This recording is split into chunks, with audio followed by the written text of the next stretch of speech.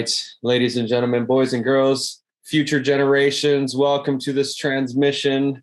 We are at the Magic Mind of June 22nd, 2022. And today's sermon is about case studies. So what is a case study? What's the difference between a case study and a testimonial? We've all heard and understand the benefits of going out to a client after we work with them and to ask them, hey, would you mind writing a 2 to 5 sentence testimonial about your experience of working with me? However, a testimonial is great. I think we've all become immune to testimonials. And so we almost gloss over the testimonial section on a website when we go to it. What a case study is, it is the story of transformation that takes place when you've worked with somebody. So it is the step-by-step process. Depending on what industry you're in, if you're in some form of creative work, it is the creative process that you went through in order to create the result that you got. If you work with somebody in some transformational capacity, whether it is in healing or it's guiding them through health transformations, then the case study would be the story of that transformation. So-and-so came, they were struggling with this health issue. We went through this process. This is the step-by-step journey that we went on together. This is the end result. And then at the end of the case study, you have the testimonial from the person once somebody's gone through that story. Case studies are so powerful for selling people into higher end services, selling them into higher end packages, programs. So for all of you that are here, you could all create these case studies. And I encourage you to create a case study for every single project you work on with actual people, because those are going to be the selling features that people are going to read on your website when they're thinking about joining your $2,000 program. So I'll just give you a quick example.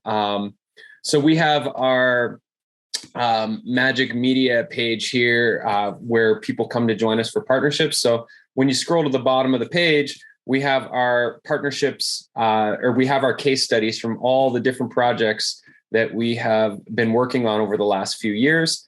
I'm just working on 2 new case studies right now. So when people click on these, they can click that open. We customize them all so that they have the branding of the project. You can read the story, what the intentions of the partnerships are, what our role was, their pricing strategy. We talk about the result for their launch, and then they give us a testimonial. They're very simple. And some of them are more in depth, like the one we did for Mighty Networks for our Going Mighty course. So this one is a much longer testimony because this was a massive creative undertaking for us to do this particular project. So you can check all those out on our partnership page.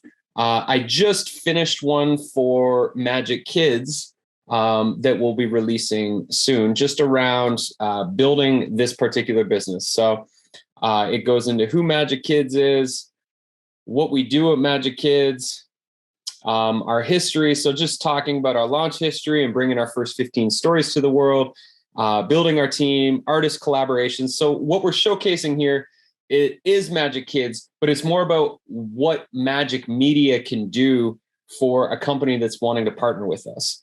The Magic Kids movement. So talking about what we're doing there, talking about what makes Magic Kids unique and special, talking about our vision for the future and what we're growing into and which direction we're going, and the business model. So, we're catering our case studies to other creators and entrepreneurs. And so we want to showcase inside of our case studies the business model and how we're leveraging the assets that we're creating.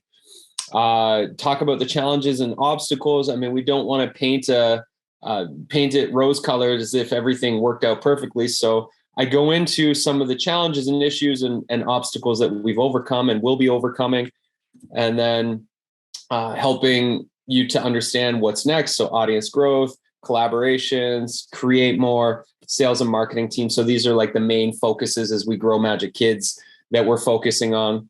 And then giving the website link, and then partner with Magic Media if you want to bring your greatest visions to life. So this is another example of the case study. So what I would recommend what you do and what I do when I'm working on a new project, as soon as we sign for a new project with a new partner, I create a document inside of Notion for me that looks something like this. So I'll have the client name, a little bit about the client. And I just start, as the project is unfolding, I'll just open this document once in a while, and I'll start adding in information as it's relevant. At the end of it, I get the testimonial, the headshots, their banner logo, any of their banner colors, and then I'll send this to my designer once I've filled it all in, and my designer will do the rest. If you don't have a designer, it's very, very easy to use Canva to create your case studies. I'd recommend for all of you out there, if you don't have any case studies on your website, then think of 1 or 2 or 3 projects that you've worked on or clients that you've worked with.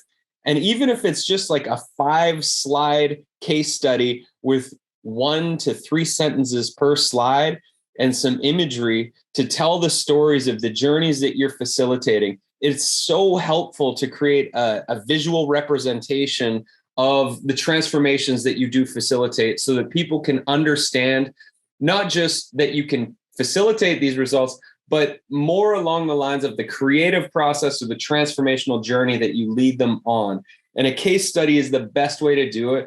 And if you have a website that has, I mean, once I get these next 2 case studies up, the Magic Media one's going to have a whole bunch of case studies up here of projects that we've worked on. So right now we've got 5 interviews that applications in for Magic Media partners.